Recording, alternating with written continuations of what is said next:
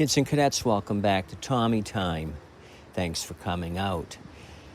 This is a 2008 Troy-Bilt with the 6.5 horsepower engine on it. This is a quantum style engine, electric start. There was no battery in this thing when I got it from a scrapper. It's the XP edition from Lowe's. Lowe's sold this thing originally. I do have the power source, the AC charger that came with this thing. As you can see up here at the controls, it still has the ignition key. The battery compartment here was open and there's no battery. All the wiring is still in place.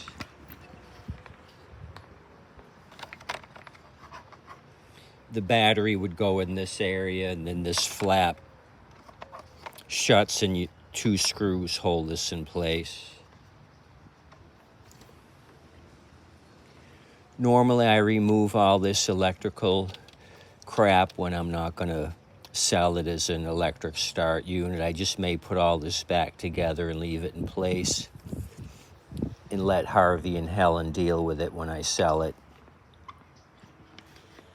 So I just dragged this out of my to-do pile. I pulled on both cables. The safety brake cable works, and the drive cable, this is rear wheel drive, that cable I think is non-functioning.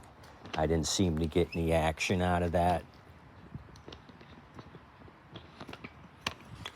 Both part numbers for the cables are stamped on the plastic cable with white lettering, so I can just go here, copy this part number down, and go to my favorite suppliers and replace the cable. A Google search will get you started.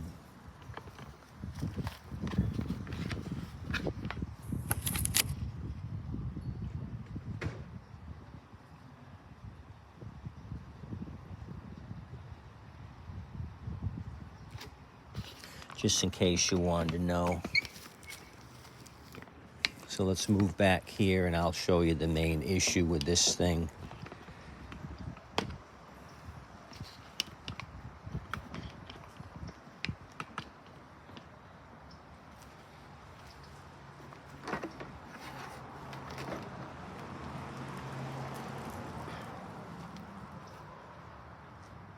This did not come with the carburetor or the air filter backing plate. Only thing left here is the throttle governor spring.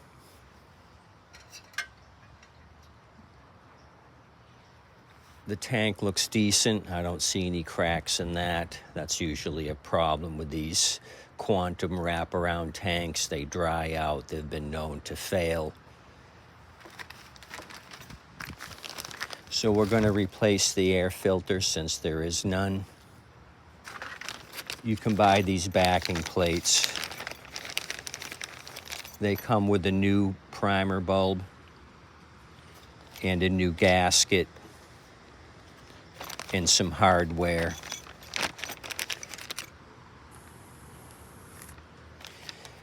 These tend to dry out, and you may encounter warping back here. There's a little air passage here that pushes fuel into the carburetor. These dry out and warp, and you don't have a good seal. It'll get a new carburetor. Now, if this was one equipped with an air vane, you'd have the choke wafer here, but since this is pump and go, you don't have the choke here. The little brass emulsion tube right there, the fuel will squirt up through there and go directly into the throat of the carburetor. So this is going to get some new parts. I'll have to come up with the 3 screws to mount this. Those do not come in the kit. I'll steal those from a junk machine.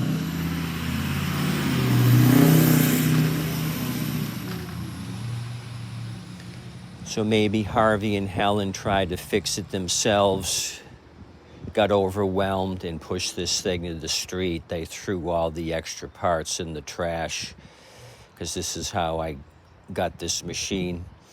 I usually like to have a complete unit to work on, but sometimes you got parts missing and you got to start from scratch and rebuild it to OEM specs. I'll leave the starter in place.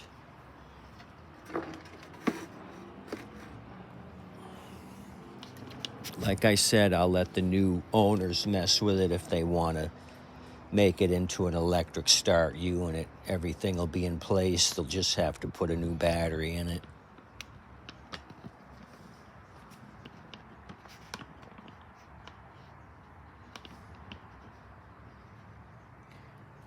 So before we go any further, let's give this some motivation. I just want to make sure it's going to start before I throw all these new goodies on it.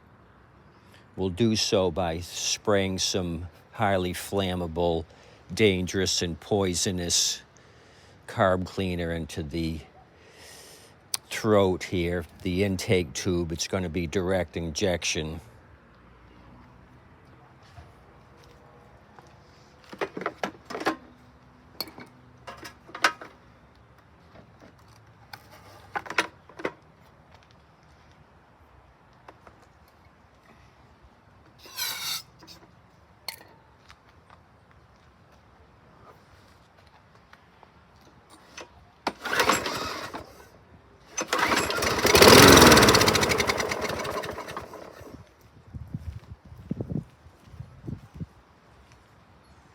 That kicked off nicely. I didn't hear any banging, very minimal oil smoke out of the exhaust. I'm not concerned about that.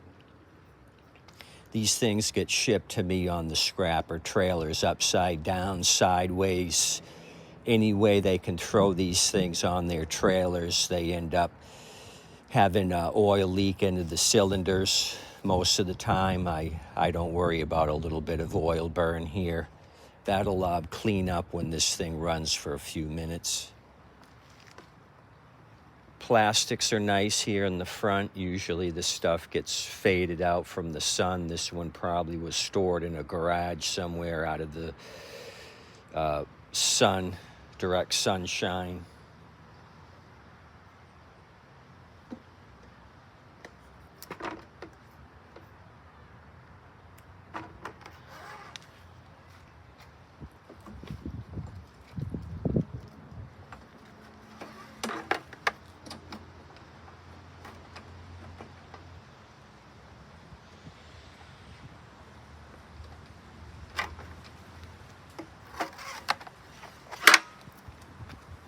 I just wanted to point something out on this beauty ring.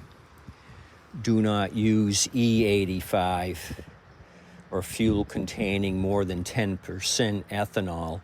I think they should put a sticker on these, no ethanol fuel whatsoever.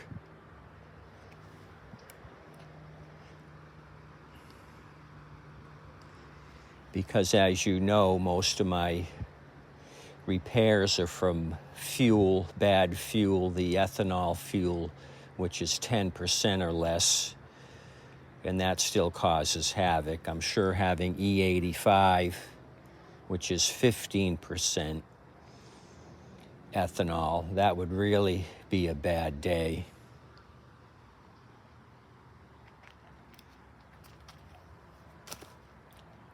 So I was just about to remove the recoil. I had removed the 3 screws for the fuel tank. I was going to check under the recoil, see how all that looks.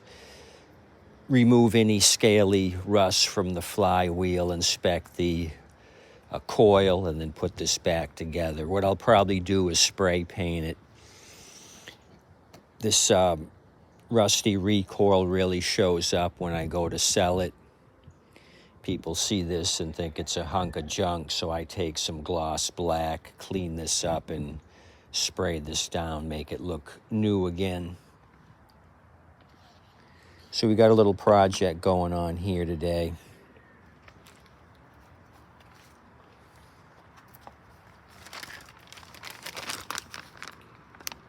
It's about 80 degrees, Southwest Florida, great temperatures here. People are coming in droves to enjoy this nice weather. While they're at the beach, I'm going to throw these parts on this Troy-Bilt, get this thing back up and running again.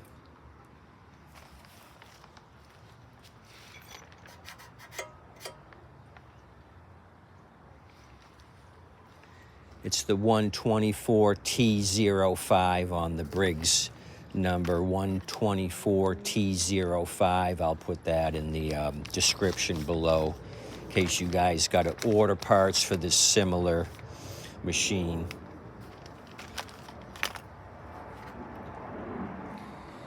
It's been a while since I messed with one of these rear wheel drives. Those are always special cables. I'm going to probably have to order a cable for this.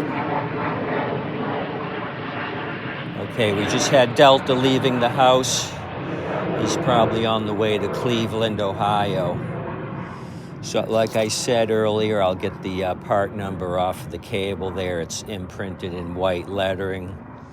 And do a Google search, see who has it on Fleabay or the Big Jungle Company. That'll probably be my hold up on this. I'll get it running. The safety brake cable works. So I'll be able to start this thing. I just won't be able to check out the rear wheel drive. I'll have to wait for a cable to come in. So I'll tag this, push it to the side, and then do my final resurrection when that cable comes in. If it comes in UPS, I'll tip the UPS driver greatly.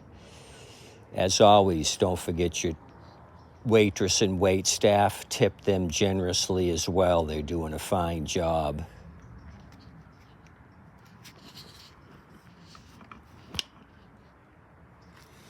I'll probably do a final on this thing once we get it nearly complete. I'll get you out of bed and you guys can come out and see what happened to this Troy-Bilt. Have a nice day today.